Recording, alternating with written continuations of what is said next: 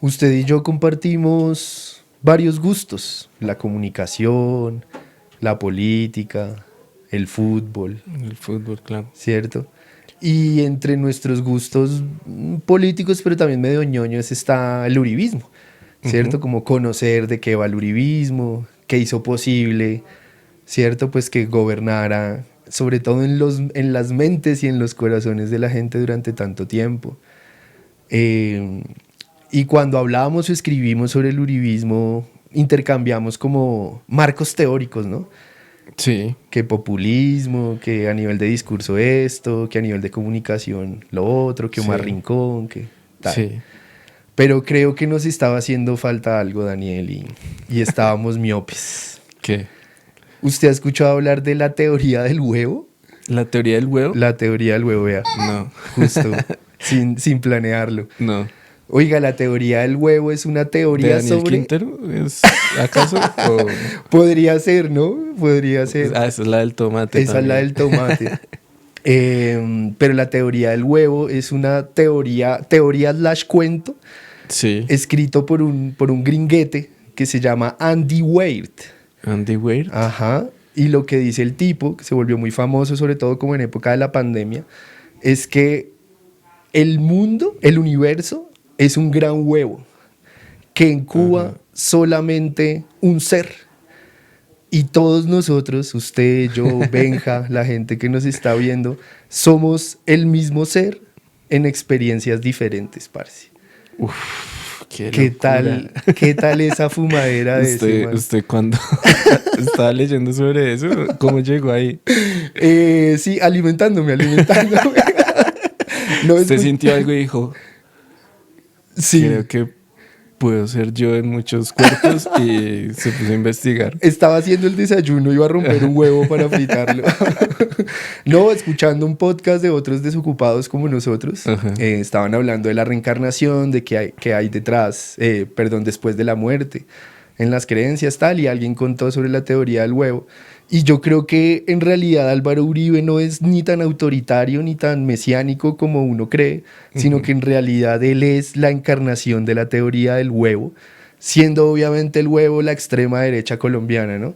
Pero el Ajá. tipo primero ocupó a Juan Manuel Santos, luego a Oscar Iván Zuluaga, luego a Minimí, luego a Iván Duque y ahora en esta campaña está ahí picando, es Pinzones, Vicky Dávila, yo creo que Vamos Uribe a ver cuál le cuaja. definitivamente es la teoría del huevo. Y vamos a ver entonces qué huevito le incuba bien ahí al hombre.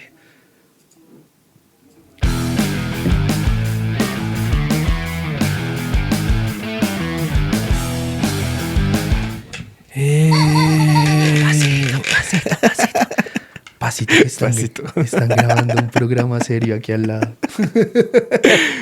Buenas, buenas, buenas. Bienvenidos, bienvenidas. Esto es La Central nuevamente, otro miércoles acá en el canal de nuestro corazón, en el canal del corazón de los colombianos y las colombianas. El tercer canal. ¿Qué más, Pedro? ¿Cómo vamos? Bien, todo bien, Daniel. Feliz de estar aquí un miércoles más, una semana más. Episodio 20, decíamos ahorita, 20. antes de empezar, ya 20 20 episodios episodios. de este Menage Strip Club del tercer canal, que es La Central. Sí vio que el presidente votó ahí sus gastos y le salió un gasto en Lisboa del Menage Strip Club. Petrico, ando de qué No, hablar. parce, parce. Es que mi presidente. Ahí está. Bueno, ¿qué tal su semana? ¿Cómo va todo? Bien. Bien. Semana movida. Esta mañana me acordaba mucho de usted porque hace unos episodios, durante unas semanas, usted acusaba un cansancio permanente. Ajá. Y yo estoy en esa onda ahora. ¿En serio? Sí, yo creo que tiene más energía No un puede discurso ser. de Iván Cepeda que yo en este momento, marica. Estoy cascado, Está cascado. pero bien. ¿Y usted qué Bueno, más? ¿Cómo le fue el fin de semana? ¿Qué hizo de puente? no, bien, bien, pero estoy un poco decepcionado Porque... con Millonarios. Ah, bueno. Es que, pues, están como cuando usted tira muy por lo alto y Ajá. no no recoge nada. Ajá. Entonces dice que se pusieron a preguntar por James Rodríguez, Upa. por Miguel Ángel Borja, Ush. por Wilmar Barrios y obvio Pues ninguno sí, va a venir, no. entonces va a ser la misma vaina el próximo No, y semestre. entonces van a resultar. Bueno, ya está Carlos Darwin Quintero, ¿no? Bueno, está el El científico del gol. científico del gol, uno de los mejores apodos del fútbol colombiano. Sí, Hay que. un gran apodo. Sí, de Casale, ¿no? Ese lo puso Casale. No sé. Esa es sí, autoría de ese es Casale. Sí, sí, sí. tiene sí, que sí. ser Casale. Oiga, con sí, todos pues. los merecimientos para estar en ese sofá. Pero bueno. ¿Qué tal? No, Casale no merece estar ni en el sofá de rupturas, yo creo. Sí, sí, sí. ¿Y qué se trajo? Me traje la camiseta de Santa Fe porque hoy empiezan los cuadrangulares. Entonces me traje esta réplica de la Copa Conmebol de 1996 porque le tenía más fe a ese equipo que al de este año, pero bueno. ¿Quién jugaba en ese equipo? ¿Quién era? Rafael Dudamel era el arquero. Dudamel. Sí, señor. Estaba también Pacho Whittingham. Hizo una gran Ese sí copa. no me acuerdo. ¿No se acuerda? No. Ese man pasó como por 11 equipos. Lo ¿Sí? mismo que Rubén Darío Hernández. Ah, sí, sí. Era un buen equipo, lo dirigía Pablo Centrone. Pero no fue posible. No. Como muchas veces Como en la esta vida mayoría de santafereña, sí. Oiga, traje algunos saluditos de la gente porque nos siguen escribiendo episodio a episodio y me he dado cuenta también que a la gente le gusta que los leamos aquí, que los mencionemos. Nos dice, por ejemplo, es que también se ponen unos nicks. Essences Mel Sierra 709 nos dice, son muy buenos los dos, me encanta escucharlos, me informan súper bien y me divierto. Pepe Toro dice, aquí está mi audiencia, Daniel, estamos haciendo nicho definitivamente. Soy un setentón y me gusta mucho su programa y además que viva el pacto histórico. Eso. Clara de Asa 666 nos dice, no me los pierdo. También Gallego SM4916 dice, francamente son un par de rolos muy charros. Pero charros en paisañol, En paisa, sí. no charro aburrido, sino charro divertido. ¿Por qué? Porque dice, se les agradece el tono charladito y burlón, pero argumentado. Saludos de una nueva centralista desde Manizales. Desde Manizales. Bueno, Imagínese saludos a la usted. gente de Manizales. Claro que la gente, los de Manizales son como medio rolos, ¿no? Así son como... paisas chéveres. Sí, exactamente. Son los más chéveres de los paisas. Chava7238 nos pregunta que si creemos de verdad que Miguel Uribe, el hijo, no el papá, Ajá. si está muerto y que sí, porque su esposa se fue al exterior. Ahí hay algo por investigar. Se abren ventanas. Se abre un huevo para otra teoría. Robin7406 nos dice, excelente muchachos. Ana Gómez nos dice que es la primera vez que nos ve desde Washington y va a seguir con nosotros. Este me dio mucha risa. Sergio Lancheros 1059 dice, me gustan los gemelos progresistas. Saludos a todos. Eso, a toda la gente que nos escribe, que nos sigan escribiendo, nos sigan viendo, sigan compartiendo. Recuerden, cuando nos vean, cojan el link de este programa y compártalo en todos los chats de WhatsApp de la familia, de los amigos, del conjunto, de la seguridad de la cuadra, del cuadrante, todo. Sí, sí, sí. En todos los chats, pero bueno, tenemos entonces salpicón noticioso como cada miércoles. Tenemos salpicón noticioso. Informarnos por parte del hombre mejor informado de Colombia. No, Alfredo Serrano no vino, no. Él está más temprano. Eso, vamos con el salpiconcito de noticias entonces.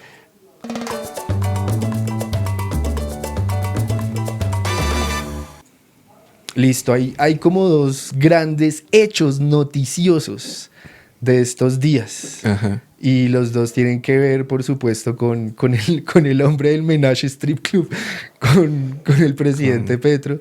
Y bueno, uno tiene que ver con Verónica Alcocer, una supuesta gran investigación que sacó un medio sueco sobre la vida de lujos que se da la primera dama. Ajá. Y otra tiene que ver con el bombardeo que hizo la fuerza pública en el Guaviare, ¿no?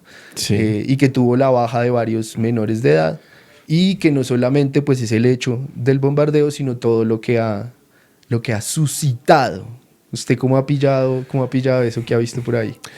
Pues sí, pues he visto las dos noticias, y siempre es como cuando suceden este tipo de cosas, como el paralelismo con lo que se criticaba Sí, antes, ¿no? sí. Entonces, pues también todo lo que se dijo con algunos bombardeos que hizo Iván Duque, entonces acá mostrando pues como qué pasó, o sea, la contradicción ahí, ¿no? O sea, que primero se criticaba y ahora se defiende, entonces igual voces dentro del petrismo que lo han criticado, bueno, hay hartas cosas ahí, ¿no? Exactamente, y creo que usted toca el punto más importante, como siempre, por supuesto. Obvio.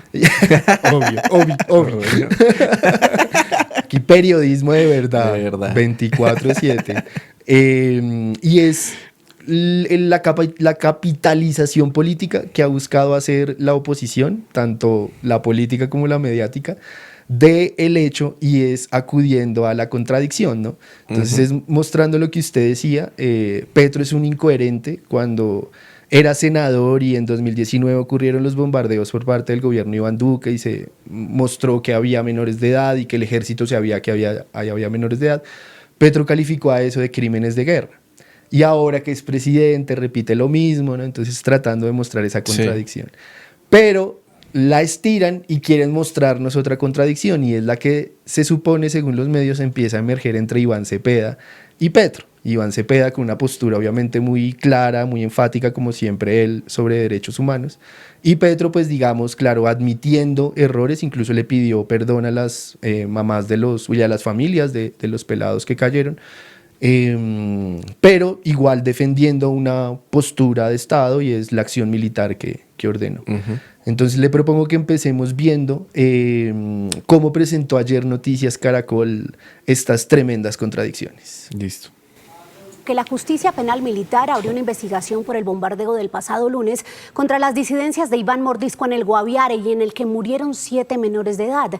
En las últimas horas, el presidente Gustavo Petro pidió perdón a las madres de estos jóvenes que perdieron la vida en esta ofensiva luego de haber defendido la operación militar.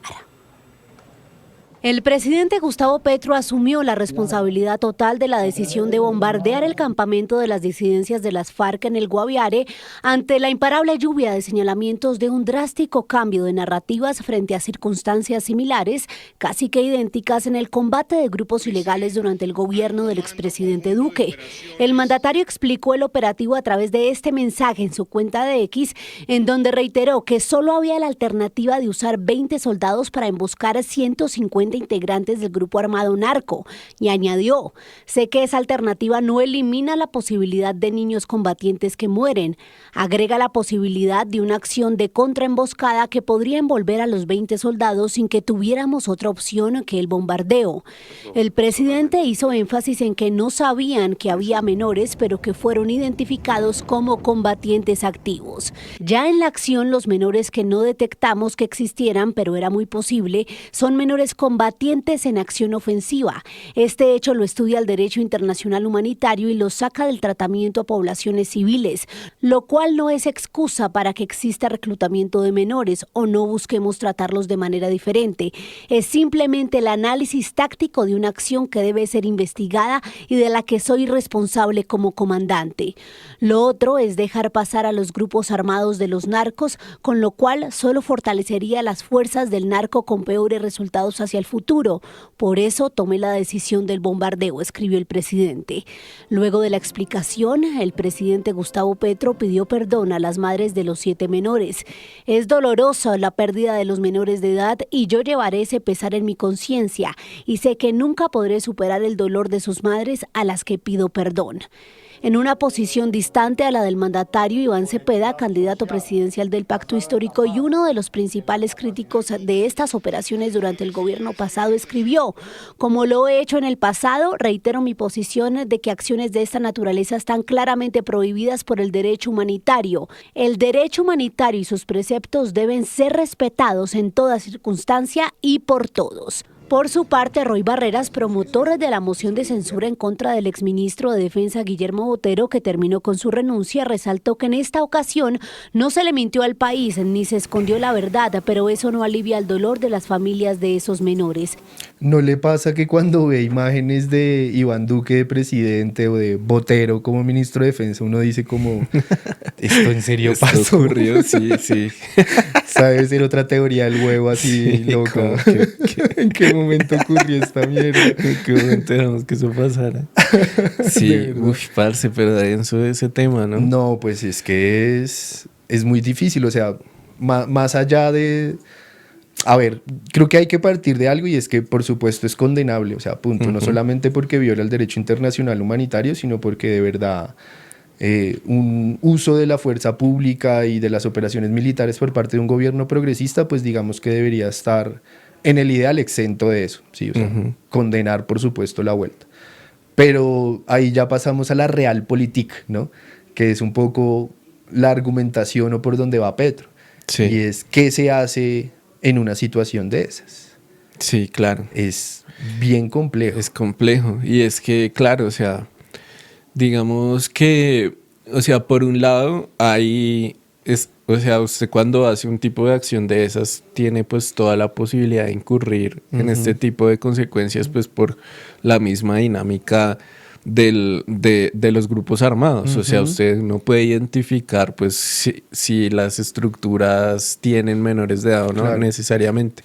Y por otro lado, por ejemplo, lo que sale en las últimas encuestas, en esta que salió del Centro Nacional de Consultoría, aparece que el tema que identifican los colombianos como más clave, pues en este momento es la Es el de seguridad. seguridad, sí. Entonces, ¿usted cómo hace como para actuar por ese lado, pero al mismo tiempo, pues tratar de superar este tipo de cosas que se siguen presentando? O sea, es muy difícil como ese escenario. Claro, y por supuesto que el punto central, o sea, de verdad donde debería llegar como toda la política pública es a evitar el reclutamiento de menores, pero digamos que ha sido, pues digamos, uno de los puntos más flacos de la paz total propuesta por el gobierno, pero digamos que si eso aún se hiciera bien, mientras se previene el reclutamiento futuro, hay una cantidad de menores de edad que ya fueron reclutados por todos los grupos armados, ¿no? Creo que leía en la investigación que hizo El País que en la estructura de Iván Mordisco había algo así como casi el 20%, según algunas cifras, de menores de edad en las filas. Entonces, Sí. ahí hay una, me parece que es una encrucijada heavy, ¿sí? Que Es verdad. incluso pasó mucho tiempo para que este tema lograra poner en jaque al gobierno, pero me parece que por las dinámicas de la guerra y del conflicto, obviamente, tenía que ocurrir. Y igual todo ese tema del reclutamiento también pues es re complejo, ¿no? Claro. O sea, no, pues porque siempre se pinta que es que van a las casas y casi que raptan Sí. a los muchachos y se los llevan, pero pues hay poblaciones en las que básicamente, pues esa es una opción de vida. O Sí, sea, es la única, de hecho, es la sí, única o opción sea, de vida. ¿usted a qué más se puede dedicar? ¿A jugar billar y a jartar o a irse con un grupo armado? O sea, no es una cuestión necesariamente como del rapto, ¿no? Que suelen decir. O hay también pueblos donde las familias son familias que han estado en la guerrilla y luego se devuelven y tal, y hay una tradición también guerrillera, entonces pues también como que hay muchos prismas ahí también que juegan. Exactamente, me hizo acordar usted de uno de los episodios más surreales y tristes de mi vida, y es que hace varios años estaba haciendo unas entrevistas en el Bajo Atrato, justamente con pelados que habían sido insertados por la estructura del bloque Elmer Cárdenas, por los paramilitares ahí en esa zona de Chocó, Urabá, Antioquia, Córdoba. Y con algunos de ellos la idea era como tratar de encontrar en la trayectoria biográfica que los había llevado a un lugar, sobre todo el bloque Elmer Cárdenas, que tenía unas prácticas de reclutamiento y de formación muy heavy, muy fuertes, muy inhumanas. Y una mujer me respondió alguna vez como por aburrimiento. Yo estuve ahí por aburrimiento, porque llegaron los 13 años, yo no quería estudiar, no había absolutamente nada que hacer, ni practicar un deporte, no había ni cancha en mi vereda. Y la otra opción que tenía era ser prostituta, y yo prostituta jamás, entonces por aburrimiento me inserté. Claro. Que es la historia, como usted dice, es esta historia, pero es el pan de cada día en muchas de esas familias. Parce. Sí, y en lugares muy vastos, o sea, Exacto. en territorios gigantes, o sea, pueden ser poblaciones, pueblos no tan numerosos, pero son tierra muy vasta donde pues no hay absolutamente nada, donde usted tiene 8 horas, un lugar donde medio hay algo más, Sí, ¿no? sí, sí, sí, sí. Entonces, pues, claro, pues, ¿qué más? Exacto, y que la acción institucional no puede ser solo que llegue el ejército a combatir las estructuras criminales, sino que es de oferta, es su Claro. infraestructura para moverse, para vivir, para no aburrirse, para estudiar, para poder hacer un proyecto de vida que no sea coger las armas Sí, de cualquier y de organización. hecho como que la mayoría de críticas a ese tipo de, digamos, a lo que sucede en áreas conflictivas y de violencia es ausencia de Estado, ¿no? Sí, sí, sí. Pero el Estado está, o sea, llegan las fuerzas militares, hay, digamos, una presencia también para consolidación de proyectos extractivos, petroleros, etcétera, o sea, hay Estado. Lo que pasa es que no hay un Estado integral, entonces como si el problema de la violencia y del conflicto es la ausencia de un Estado, ¿no? Un proyecto que ya va a pacificar, o sea, donde no hay el conflicto, donde todo es armonía, pero no, o sea, en las mismas ciudades donde se supone que está toda la presencia estatal, pues también se ve la conflictividad. Exacto, totalmente. Es como, obviamente, con una abismal diferencia, pero es como aquí en Bogotá. Usted puede ver seguridad, entre comillas, un policía en cada esquina, pero las dinámicas de verdad territoriales de seguridad pues son terribles, con afectación de menores, con criminalidad, bueno. Sí, sí. Y claro, esto pone un punto y entonces, ¿qué va a pasar ahora? Va a tener la fuerza pública mucho más en cuenta todos estos riesgos de donde hay presencia de menores para bombardear y responder a las acciones criminales, o va a mantener lo mismo. Entonces ayer su gran amigo... No. Pero, o sea, estaba hablando de temas serios y usted trae a Gustavo Por eso, Gómez. qué mejor para cortar un tema serio que la cara de No, Gustavo parce, Gómez. pero Y ¿qué pasa? todo él, yo estoy fascinado con Gustavo Gómez. Entrevistó ayer a Pedro Suárez, el malo, porque hay un Pedro Suárez bueno, que es el presidente de España, y a nosotros nos tocó Pedro Suárez, el malo. Y le pregunta más o menos esto, como qué va a pasar de ahora en adelante, y quiero que le pongamos cuidado a la respuesta del tocayo. Yo le quiero plantear lo siguiente. Sé que uno puede hacer distinciones, pero de todas maneras, un menor que está reclutado también es una víctima porque se lo llevaron a la fuerza y lo reclutaron. En fin, pero le pregunto a usted, si hoy usted tiene la seguridad de que hay unos menores en un campamento que van a bombardear, ¿usted ordena de todas maneras el bombardeo o lo detiene? Todas las situaciones son diferentes y hay que aplicar unos principios de una necesidad militar. Se lo hago de la siguiente manera, a una escala menor y en un contexto bastante diferente. Si el escolta de Miguel Uribe se da cuenta que ese menor iba con el arma y la saca y va a dirigirse a atacar, a matar a Miguel Uribe, ¿qué debería hacer el escolta? ¿Quedarse quieto? Pues obviamente actuar, pero buscando el mínimo daño al, al, al, al atacante, pero ese mínimo daño debe garantizar que su neutralización no vaya a causar la muerte del protegido. Entonces, eso llévelo a otra escala.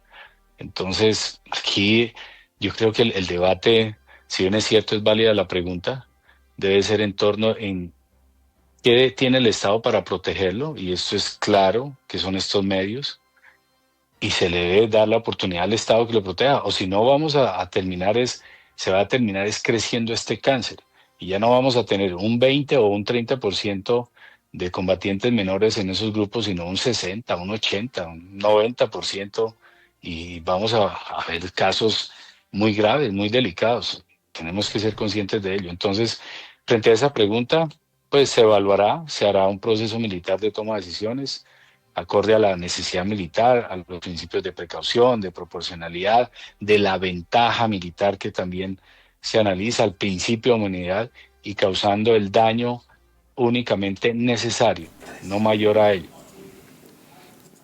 ¿Qué tal? Se habla de que No. los ataques de la fuerza pública deben tener proporcionalidad, ¿no? Responder a la amenaza como en la misma proporción de fuerza y peligro de la Sí, amenaza. sí, sí. Yo creo que Pedro Sánchez no sabe nada de proporcionalidad, marica. ¿Cómo va a hacer cómo va a poner ese Yo quedé ejemplo frío con ese ejemplo. del sicario Pero de debió- Miguel Uribe, hijo? Debió haberlo tirado y quedarse callado. Quedarse callado. Ya. A ver, ¿qué respondía este otro man? Además, yo me imagino la cara de Gustavo Gómez como, oiga, sí, tiene un punto el ministro. Ah, ¿qué tal esa Yo vaina, una parce? sola vez en la vida he visto a Gustavo Gómez en vivo, de Ajá, frente, Ajá. y fue en un lugar muy Gustavo Gómez. Uy, Fue en un Juan Valdez de la zona G. upa. O sea, Ajá. ese es nuestro periodismo. Claro. Ahí estaba buscando fuentes. Sí, sí, sí, no. Estaba contrastando, O sea, estaba en terreno. Estaba Sí, en un trabajo de terreno. trabajo de campo. Oiga, y no solamente preocupante la desproporción del ejemplo, sino que se refiere a la situación como un cáncer. Claro. Sí, que es claro, un recurso retórico muy viejo, muy utilizado, pero que a un tipo con esta responsabilidad y en esta situación yo creo que no debería hacer uso de... Yo estoy muy decepcionado como de todos los liderazgos que han emergido con este gobierno. Ajá. O sea, como que uno no ve nada así Sí. interesante, ¿no? O sea, Cierto. como alguien que medio la rompa, que medio se muestra, ¿no? O sea, como que No, tan y vacíos. este más porque, claro, está reemplazando a Iván Velázquez, Ajá. que tuvo muchos problemas con ejecución de cosas dentro de la cartera, pero que era un liderazgo, ¿no? Que es un tipo con legitimidad, Claro, que tiene una con una trayectoria carrera. nacional e internacional, una carrera ni la hijo de madre, y llega este monigote a decir esta sarta de pendejadas y que no es la primera cagada que hace, ¿no? Sí, Que ha ¿no? venido acumulando una tras otra. Sí, yo ahí veo un panorama un poco... Me parece bacano algo que usted decía y es como el debate al interior del petrismo que ha desatado. Sí. Unas posiciones como siempre, por ejemplo, Isabel Zuleta así haciendo maromas para poder defender el asesinato de los menores de edad, pero la inmensa mayoría de las posiciones han sido como la que ponían de Iván Cepeda en la nota de Caracol y es Sí. pues condenando el hecho y llamando a que todas las acciones militares deben respetar el derecho internacional humanitario. Yo ahí lo veo como muy bien en ambiente político, pero ya en gobierno, ¿Quién complejo. sabe? Bueno. Complejo para lo que venga. Oiga, y viendo a Gustavo Gómez, usted que incluso ya lo vio en persona y lo Sí, distingue, lo distingo. ¿no le parece, Benja, pongamos la siguiente imagen, porfa, que está tomando como un aire a Jabba the Hutt de Star Wars? Cada vez se parece más, man. Es igualito. En serio, es impresionante. Además, yo creo que a él lo debe hacer muy feliz porque él es un gran fan de Star Wars. De Sí. los Beatles, sí, le gusta como esa cultura. Claro, es un man alterno. Exacto, alterno de los 60s. Le debe gustar Pink Floyd y todo. Sí. Oiga, bueno, eso por ese lado. Y hablemos entonces rápidamente del caso, el caso Alcocer. Y es que recientemente, hace un par de días, salió por una entrevista de la W una investigación, es el mote que le dan, el nombre que le dan, una investigación de Expressen, que es un diario sueco que asegura que Verónica Alcocer tiene una vida de lujos y derroche en Suecia. Uf. Succession, ¿se veía Sí, Succession? sí, claro, por supuesto. De que al final llega un multimillonario sueco Sí, como sí, a sí. comprar la compañía. A apropiarse de ¿Qué todo. tal esa vida de multimillonario en Suecia? Ahí hay varias cosas. La primera es que Expressen es como el Cubo en Suecia. El sí. Publimetro. Lo cual no le quita como el interés que debe despertar que de verdad una primera dama se dé esa vida en uno de los países más caros del mundo. Pero Expressen es un periódico así como el Cubo, amarillista, sensacionalista, de una línea editorial muy conservadora. De hecho, estaba viendo que en el 2005 y en el 2015 les tocó indemnizar a unos actores muy famosos en ese país porque les inventaron historias de pederastía, de alcoholismo, de un poconón de cosas, y al final pues no pudieron comprobar nada y pues paila, les tocó indemnizar a esa gente.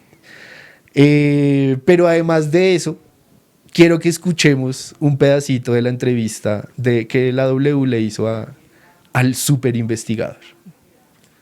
Bueno, acá nos dice que él fue contactado por fuentes, que fue quien le contó que ella se encontraba en Suecia, en el país, que estaba viviendo allá, y que se encontraba también en contacto con personas, con amigos en Suecia. También dice que cuando le mencionaron que el presidente Petro estaba en esta lista de sanciones de Estados Unidos, que ahí fue cuando a él todo esto se le hizo muy curioso.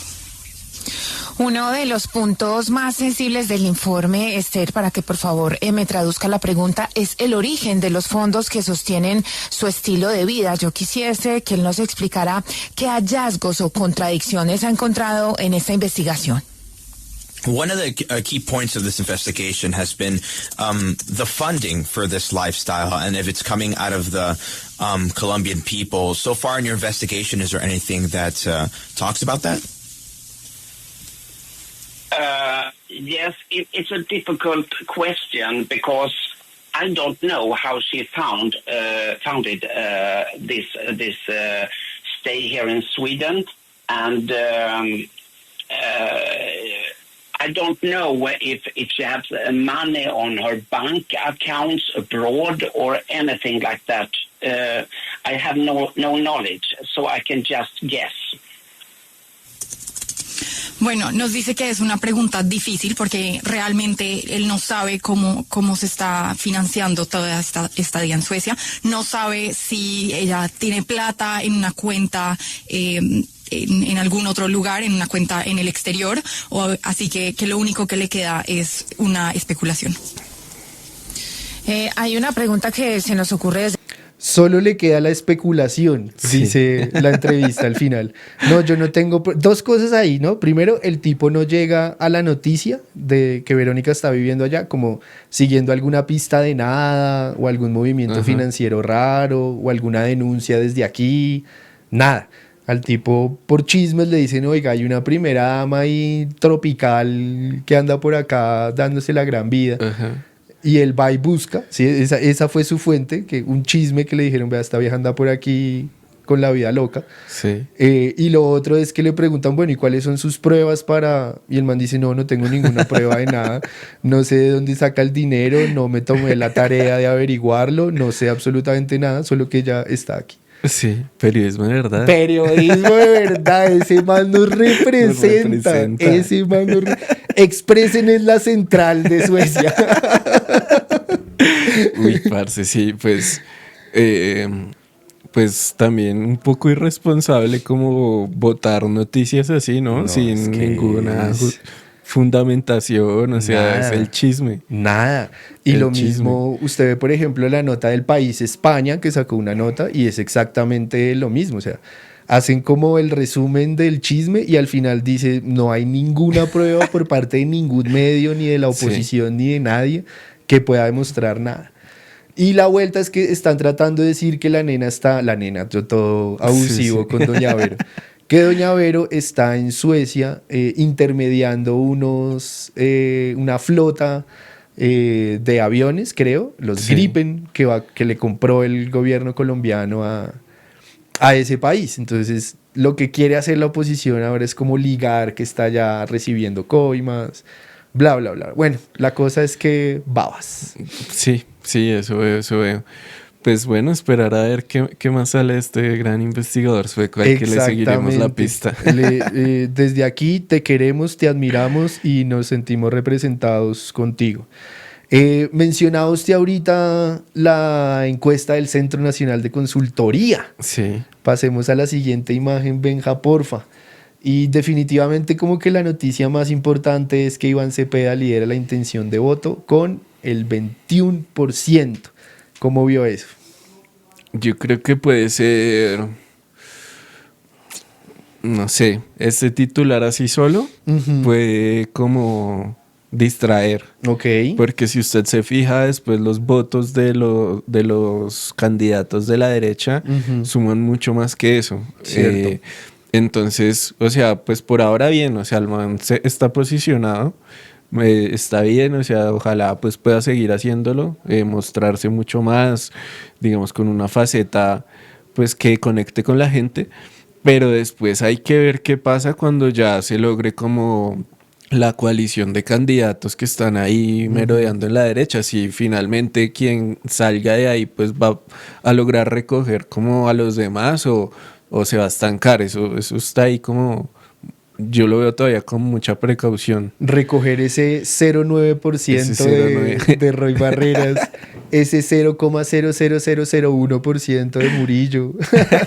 No, me refieres a los de la derecha, o sea, si el que quede de la derecha si logra recoger como esos porcentajes de los demás que se vieron en esa encuesta. Sí, si fuera de sumatoria, lo que usted dice es grave. Claro, el titular es Cepeda, tiene un 21% que suena poderoso, pero sumando todos estos de las Priella y etcétera, la cosa se pone chunga. Y que además hablábamos ahorita que hace apenas unas horas, Pinzón lanzó una propuesta que consiste en que en enero, si la memoria no me falla, haya una gran encuesta entre los candidatos de la derecha que superen el 3%. El man tratando de meterse como sea, ¿no? Sí, que superen el 2,8%.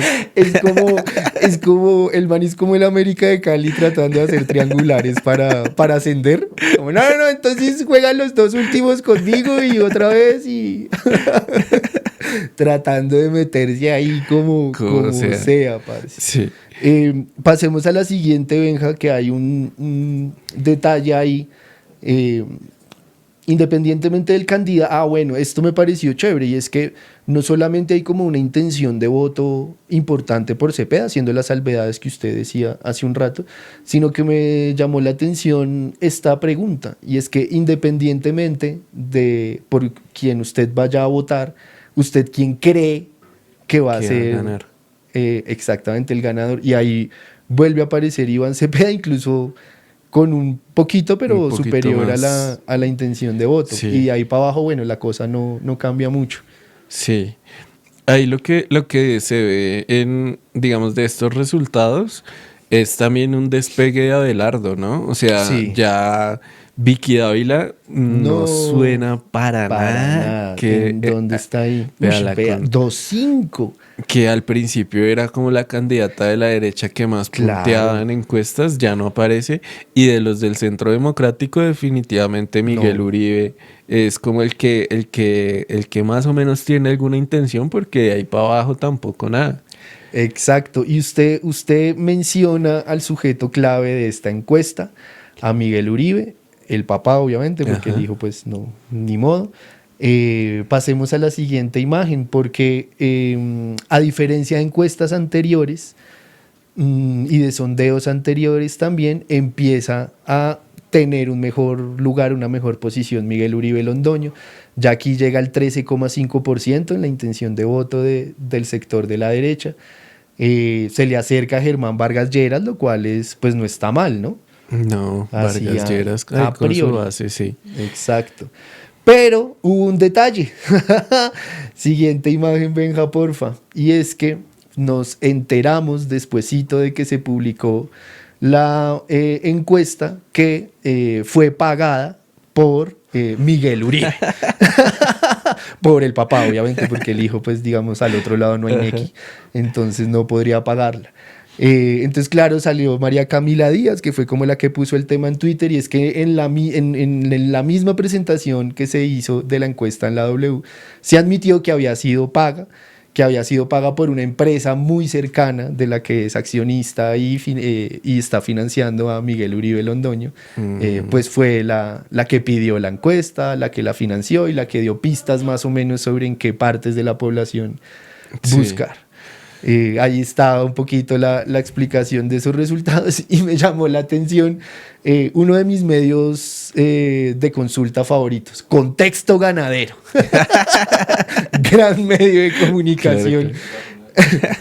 Titula: escándalo en el Centro Nacional de Consultoría. La encuesta que disparó a Miguel Uribe. No, ¿cómo hacen Van a eso? titular así, ¿Qué es esto? Fuck news, marica. No, y esto no está teniendo en cuenta algo que, digamos, hoy ha revolucionado las elecciones políticas en Colombia, y es el lanzamiento de Juan Fernando Cristo, ¿no? Epa, claro. O sea, Claro, ¿qué claro. legitimidad No. va a tener cualquier encuesta que Tiembla. que se haya hecho antes de ese anuncio? No, antes de Cristo. Antes de Cristo, o sea. Antes de la llegada de es Cristo. que o sea, salió ya con las multitudes Con todo, acompañándolo. sí, está Con toda su colapsado el burocracia. país hoy en las calles, en las redes, todo el mundo hablando de Juan De Fernando Juan Cristo. Fernando Cristo, el próximo presidente de Colombia. Yo una vez tuve la oportunidad de estar en una reunión con ese man cuando era ministro del Interior y una Ajá. cantidad de gente del Pacto Histórico, y como miraba así como, oiga, ¿verdad? La chusma se tomó esta vaina, ¿no? Ay, no, sí, Sí, no. sí. Es un gran personaje. Entonces, sí, no, pues ahí está la legitimidad de esa encuesta. O sea, bien que Cepeda siga punteando en todo lado, pero pues tiene más credibilidad la teoría del huevo. Contexto ganadero. Exactamente. Bueno, parce, le propongo que pique. Porque de hecho creo que tiene mucho que ver, ¿sabe? Ahorita que hablaba, lo escuchaba, y es, este fin de semana hubo primera vuelta en Chile, primera vuelta presidencial. Se enfrentó Jara, una mujer que viene del Partido Comunista, que obviamente representa como el proyecto de continuidad de Boric. Y se enfrentaba a Kast, que es un tipo que ya había sido candidato, ¿cierto? Sí, como 2 veces antes, esta es la tercera. Ajá, y que representa pues a la extrema derecha Sí. chilena, con muchos nexos con el fascismo, no solamente criollo, sino internacional, con el nazismo. Yo creo que estamos en como volviendo al contexto típico como Segunda Guerra Mundial. Sí, Comunismo pareciera. versus fascismo. Pareciera. Ya el algoritmo nos ha llevado a esto. Pero es una versión mejorada porque no hay tantos anarcos. Y los anarcos siempre son ahí como el relleno. No, aquí estamos de verdad. Los adultos. No, mentiras. Entonces le propongo que veamos como este resumen de lo que pasó el fin de semana en Chile. Y me parece importante por lo que usted decía, como que está en el ambiente de la política de toda la región, como que Kast va a ganar el balotaje, que llaman en el sur, es decir, la segunda vuelta. La segunda vuelta. Porque se hace la suma como de los otros candidatos, eran como 5 grandes candidatos en las elecciones, y la única de izquierda prácticamente era Jara. Por lo tanto, se supone que si este man que quedó cerca de Jara en la primera vuelta suma los votos de Kast. de las otras pintas, pues va a ganar Mamey. Entonces veamos esta notica sobre el tema. Inicio con una frase de Janet Jara el día de hoy. Dice, en Chile nadie endosa los votos de una persona a otra. ¿Qué tan cierto y qué tan falso? ¿Qué me dices de esta declaración? Bueno, sabemos que cada vez más en política esa afirmación tiene bastante de realidad, ¿no? Los candidatos no son dueños de los votos. Y por lo tanto el endoso es una, yo diría, estrategia cada vez más difícil de poder concretar por parte de las candidaturas. Especialmente, yo diría, Fernando, porque lo que estamos observando en Chile, más que un giro ideológico hacia la derecha, ¿no? Lo que vemos es más bien una suerte de voto de orden, ¿no? Que da respuesta a la inseguridad y a la desconfianza hacia la oferta institucional tradicional. Y este voto de orden se expresó de alguna manera, ¿no es cierto?, en un escenario de una mayoría dispersa. Es un voto de orden porque, como tú lo decías antes en la introducción, el péndulo de la política se desplazó desde la demanda de cambio que permitió que hace 4 años atrás se eligiera el actual presidente Gabriel Boric, que se querían transformaciones, cambios, y se desplazó ese péndulo hacia la demanda de orden, seguridad, ¿no es cierto?, crecimiento económico, todo lo que entendemos, ¿no es cierto?, y asociamos con esa idea de orden. Y hubo 3 partidos, ¿no es cierto?, que en su conjunto, también lo señalabas tú en la introducción, suman más o menos el 50% de los votos, ¿no? El Partido Republicano, del candidato José Antonio Kast, el Partido Nacional Libertario de Johannes Kaiser y los partidos que apoyaban a Evelyn Matei, que son representantes de la derecha tradicional. Pero esta es una mayoría que no podemos sumar de manera aritmética, ¿no? Es una mayoría dispersa, es decir, existe un bloque mayoritario, en este caso de derecha, que suma más del 50% de los votos, pero que está fragmentado en proyectos, en liderazgos y estilos que no son automáticamente compatibles ni transferibles, ¿no? Es una mayoría aritmética, pero no una mayoría política. De hecho, ¿no es cierto?, las diferencias que hubo durante todo el periodo de campaña entre Evelyn Matei, que acusó precisamente de campañas negativas a José Antonio Kast, ¿no es cierto?, marcó heridas que probablemente no sea fácil de restablecer. Aún así, sean, ¿no es cierto?, partidos que tienen ciertos elementos en común. Por lo tanto, si bien es cierto, hoy día tenemos un voto más bien en esta línea de lo que te decía, de orden, ¿no? No quiere decir estrictamente que el país haya girado a la derecha. Por cierto que esto tampoco es una buena noticia para Janet Jara, como también lo señalabas tú, porque evidentemente ella va a tener que buscar fracturar esa mayoría diversa, opuesto, ¿no es cierto?, lo que va a tener que hacer José Antonio Kast, que es de alguna manera, ¿no es cierto?, unir a esta mayoría para conseguir ganar en la segunda vuelta el próximo 14 de diciembre. Bueno, dice este man, qué pena, no, siga. No. pensé que iba a hablar. Que dice este man algo que es muy interesante, es una idea básica, pero yo creo que es muy interesante tenerla en cuenta en esta época de elecciones, y es la política electoral no es suma aritmética, sino que es más bien suma política. Sí. Entonces el reto está en Kast lograr unir a todo ese parche, como justamente es la tarea que está haciendo la derecha en este momento aquí en Colombia, ¿no? Sí. Y se supone que en estas semanas han estado como serios y que la cosa que sí les puede cuajar, vamos a ver. Pero creo que ahí también están partiendo de una suma aritmética de porcentajes, de votos, de capital electoral según elecciones pasadas, pero sigue habiendo como esa ausencia de proponer un liderazgo y un norte de país, ¿no? Lo cual les marca un límite. Pero también me gusta cuando el man dice la tarea de Jara es fragmentar cualquier intento de unión, porque justamente creo que fue lo que hizo Petro hace 4 años y la campaña en general, logrando que gente como Roy Barreras, Armando Benedetti y algunos sectores del liberalismo se juntaran para el lado del pacto histórico, fragmentando como esa suma aritmética fácil, ¿no? Sí. Eso me parece chévere, y creo que hay una lección ahí de lo que está pasando en Chile para nosotros. De acuerdo. Hay que ver qué pasa. Tengo entendido que es como el 14 de diciembre la segunda vuelta.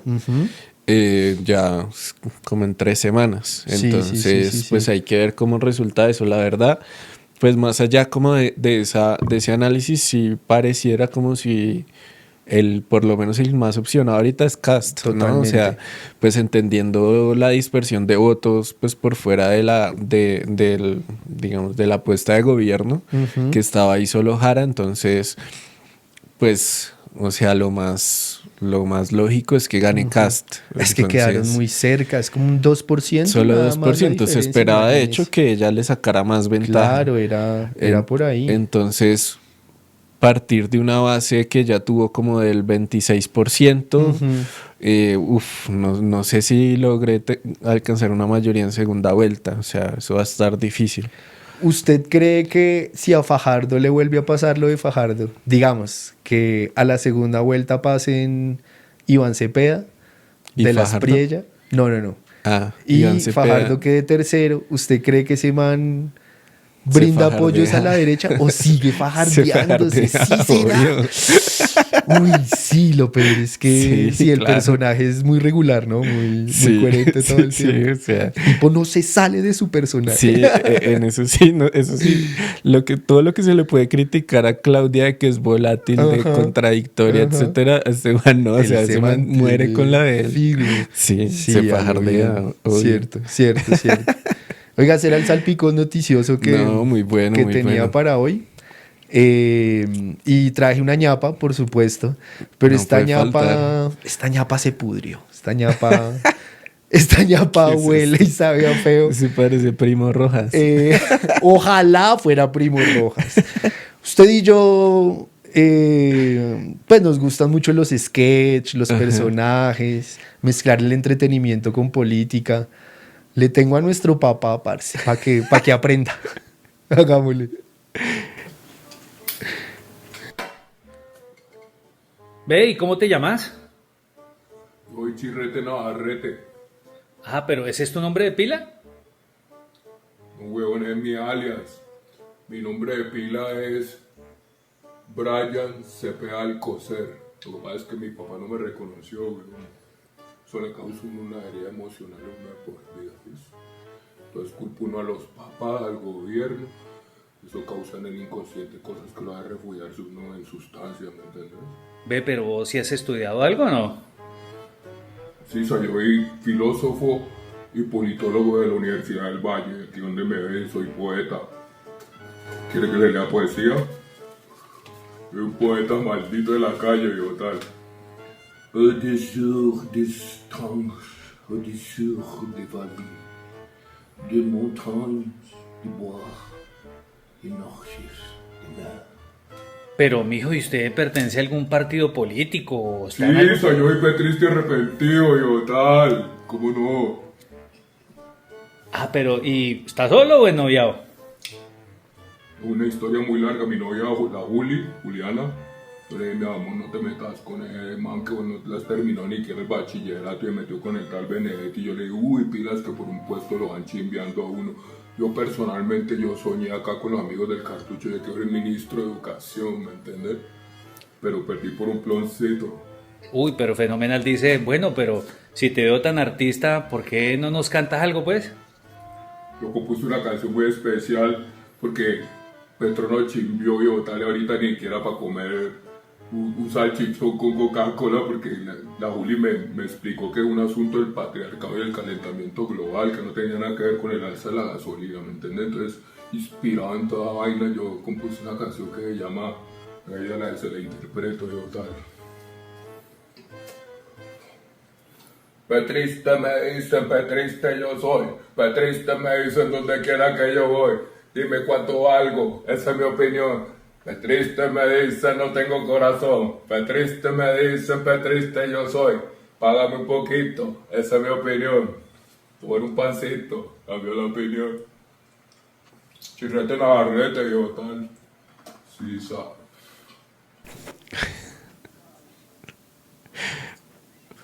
Genial, genial. Nunca falla la ñapa. ¿Qué nunca tal falla. don Julio Nava haciendo esta interpretación?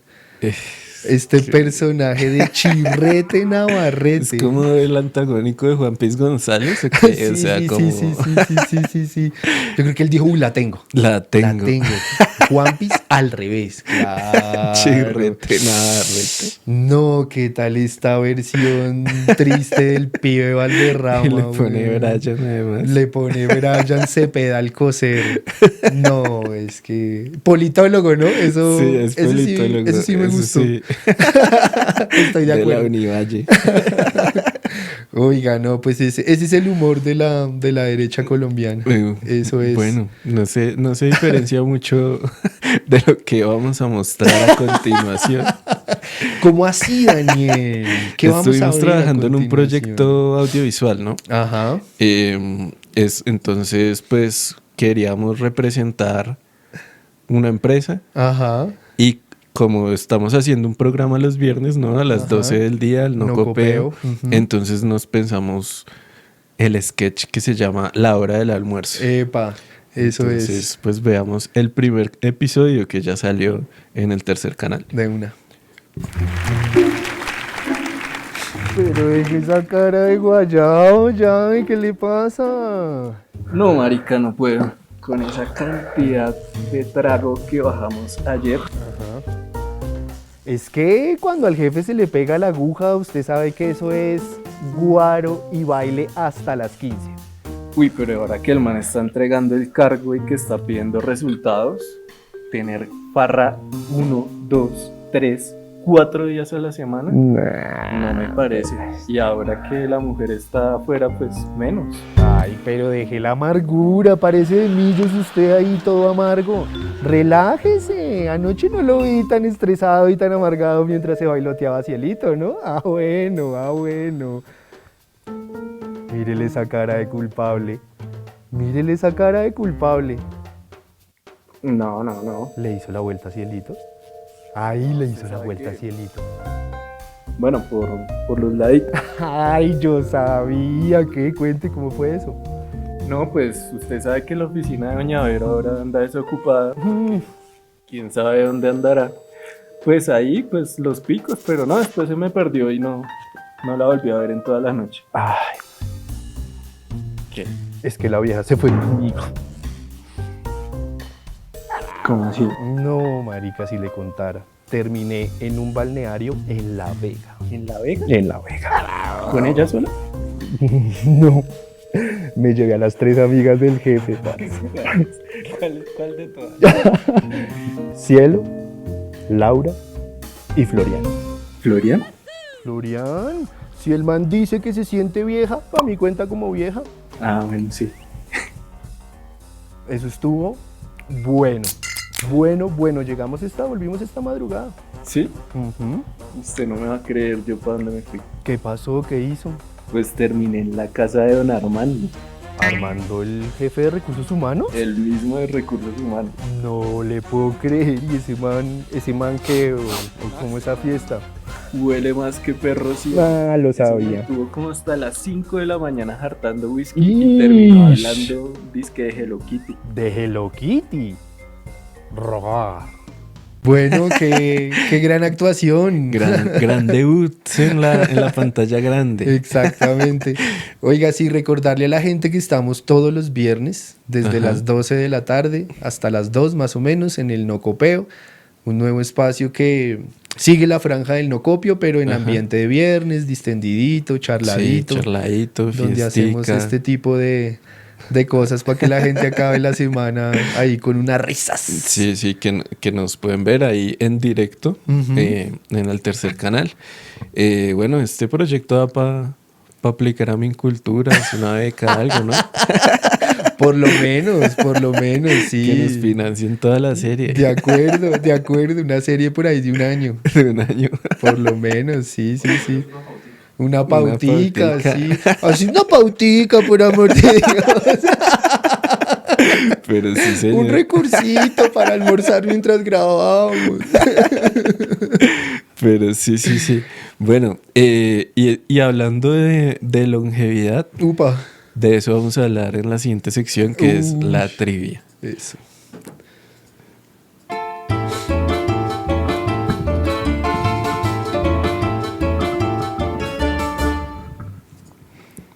Bueno, parce, pues usted que es un tipo longevo. Bueno, definamos longevo. Que tiene toda una vida, un camino que se le ve ya. Sí, por las vías de acceso se ve al camino de la vida. Hoy pues yo quería rendirle un homenaje a la longevidad.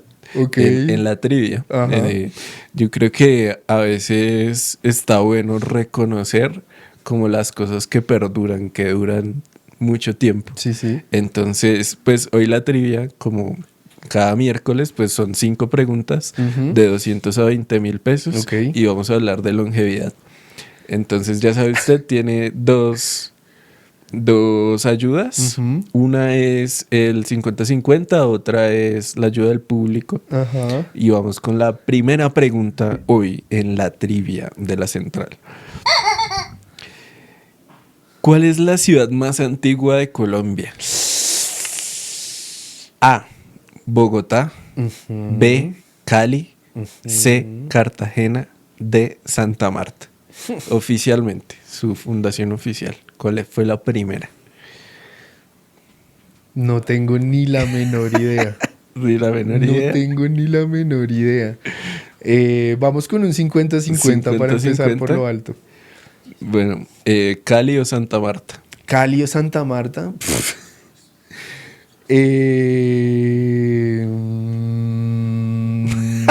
Santa Marta. Última palabra. Bien. Bueno. 200 pesos al bote. Uf, creo que cuando fundaron Santa Marta, Carlos Caicedo ya era alcalde de Santa Marta. Carlos Caicedo, la hermana de Carlos Caicedo fundó Santa Marta. Sí. Y Carlos Vives. Segunda pregunta. ¿Cuál es el programa de televisión más longevo de Colombia? El que más tiempo se ha emitido. Ok. A. Padres e hijos. Ajá, 17 temporadas. B. El show de las estrellas. C. El minuto de Dios. D. Sábados felices. El programa más longevo de Colombia. Sábados felices. Última palabra. Última palabra. No. ¿No? Nos quedamos acá. ¿En serio? Es el minuto de Dios. ¿En serio? Sí, señor, desde 1955. Es uno de los programas más antiguos del mundo. O sea, hacen chistes antes que Sábados Felices en el minuto de Dios. Desde 1955, o sea, casi que con la fundación de la televisión, en Colombia. Increíble. Sí. Pero bueno, no. Pero nos quedamos re cortos. Mandemos la segunda. ¿Y por qué no seguimos? No, sigamos esta vez. No, pues bueno, le van a dar una oportunidad. Una. Terminó la trivia. ¿Cuál es el presidente más viejo en asumir la presidencia de Colombia? El que más viejo llegó a ser presidente. A. Belisario Betancur. B. José María Melo. C. Manuel Antonio San Clemente. D. José Hilario López. No, pero ¿qué es eso? No. Pero usted también. ¿Usted estaba vivo? Usted votó por él, acuérdese. Usted haciendo trivias para que se terminen a la segunda pregunta. No, pero la segunda Benja sabía si usted hubiera acudido al público. No, pero yo ahora confío en Benja. Yo sé que Benja va a sacar adelante esta respuesta. Benja nunca se ha equivocado. Nunca se ha equivocado en este programa. Presidente más viejo en asumir la presidencia de Colombia. A. Belisario Betancur. B. José María Melo. C. Manuel Antonio San Clemente. D. José Hilario López. Belisario, dice Benja. Sí. Sí, se va con el público. No. Uy, no, qué fracaso de sección, güey. Oiga, yo debería hacer esto para que usted no gane ninguna pregunta. No, pero debería ser mi propósito. Como si fuera nuevo. Una vez no pregunté el primer carro por allá en 1920. Fue Manuel Antonio San Clemente. No tenía ni idea que había habido a los presidente. 84 años. ¿Qué? Vea, hasta viejo puede aspirar a... ¿Será que ese es en el año 1900? O sea, el man nació como en 1800. En 1900, o sea, antecitos de la 16. regeneración. Durante la hegemonía conservadora, sí. Bueno, pero sigamos, pues, entonces, como para terminar, pues, para ver si alguna le atina. ¿Cuál es el equipo de fútbol más antiguo de Colombia? Ok. El equipo que se fundó primero. Ajá. A. Deportivo Cali. B. América de Cali. C. Deportivo Independiente Medellín. D. Junior. Y yo diría que el América. ¿El América? Sí. Venga, no, ya el americano ya me desautorizó. Esa sí se la sabe. Pero ya me quedé sin ayuda. ¿Quién es? ¿El DIM? ¿Cuál es? Venga, dice que es el DIM. ¿Medellín? No. ¿No, tampoco? Es el Cali. ¿El Cali es el más falso? No, ¿cuál falso? No, claro. El Cali es el equipo, el verdadero equipo de... El Cali existe hace 20 días, dice Benja. El Cali no existe. En Cali solo hay un equipo. Dice Benjamín. ¿En qué año fundaron? Cali. Pues yo que hago los registros dice que es 112 años. Es más viejo que el América y que el DIV. Okay. Claro, legalmente se fundó, digamos, hay una constitución legal de la Asociación Deportivo Cali ahorita. Ajá. Pero como equipo fue el primero. Pues Ahí sí Ok, nada que ok, hacer. ok. El Cali fue más grande que la América primero. Uy, ya esto personal trasciende a personal. Nada, mentira. ¿Y el más joven cuál es? ¿El más joven? No, ¿Azul no y sé. blanco? o- Sí, no, entonces Millonarios tiene 10 años. Bueno, vamos con la última pregunta. ¿Cuál es el jugador con más partidos en el fútbol profesional colombiano? Ok. Partidos. Sí, el que más partidos disputó Ok, en la ok, historia ok. del fútbol profesional colombiano. Ujú. A. Bonner Mosquera. Ok. B. Alexis García. C. Gabriel Verdugo. D. Arturo Segovia. Uy, parce. Esta trivia está muy difícil. Pues esta era la última pregunta, empezamos suave. Yo sé que Bonner mucho tiempo tuvo el récord, pero no sé si era del fútbol profesional o de Millonarios. ¿Y cuál fue la segunda opción que dijo? A. Bonner, B. Alexis Alexis. García, C. Gabriel Verdugo, D. Arturo Segovia. Alexis jugó toda la vida el fútbol colombiano, nunca Sí. salió. Bueno, los otros dos no sé. ¿Benja sabe? No, No. ni idea. Yo diría que Bonner, dice Benja. yo diría que Alexis. Alexis García. Alexis. Mal. No, ¿Mal? muchachos, No, ninguno. marica. Gabriel Verdugo. ¿En serio? 733 partidos jugó. Jugó en 3 décadas diferentes, en el Ush. 60, en el 70 y en el 80. ¿Y ese dónde jugó? Jugó en varios equipos, creo que en Tolima, en... Ahorita no me acuerdo. No. sé. En Junior Periodismo jugó. de verdad, definitivamente la central. Venga, Y, y una chiva. Ah, Verónica Alcocer vive como... como reina en no sé Suecia. si sabía. Verónica Alcocer vive en A, Suecia. B. No, Oiga, no no, tengo ni idea muchas quién gracias es por Gabriel esta Verdugo. sección. Sí, no, la sección de Daniel para Daniel. Uy, pero, pues, En la que Daniel sí. se queda con el dinero, en la que... no, sí. No, hoy sí le Sí. pago. Hoy sí le pago. 200 pesos se ganó. Hoy sí le pago, venga. Venga, para que le cobre. ¿Qué tal este descaro? Oiga, no. Pero bueno, no, pues gracias por acompañarme hoy No, en sí. esta trivia. La próxima vez podemos salir al baño a tomar tinto y se queda Daniel ahí hablando cosas.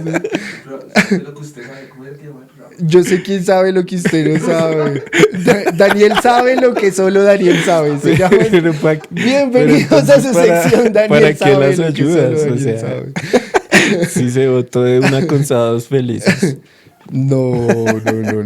Bueno, Pero gracias. bueno, ¿no? Qué gracias, ¿no? Esto fue la central. Nos vemos la otra semana. ¿Cómo lo busca la gente en redes sociales, Daniel? A mí como Daniel Gonzaza, ambas con Z. Perfecto, yo soy @PedroRojasOL. En redes sociales nos consiguen como @lacentralmedia. Nos vemos todos los miércoles aquí y nos vemos los viernes, en No Copeo, Al mediodía. desde las 12 del día.